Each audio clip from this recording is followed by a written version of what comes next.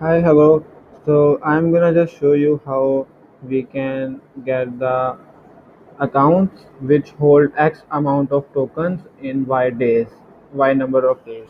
So it's fairly easy. So you can just press this calendar button to select the start date. So I select the date 22 of August and I select the ending date to 28th of August. Now I enter the amount, how many amount I want to hold.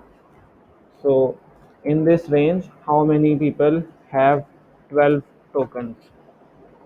So this will get the addresses and paste those addresses in this whitelist. So I will just press get addresses. It's loading. So it just pasted all the addresses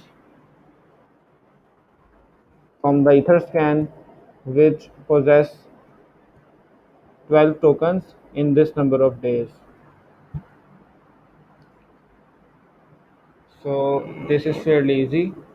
So after filling all these fields, you can click this lock liquidity button to create a pre-sale project.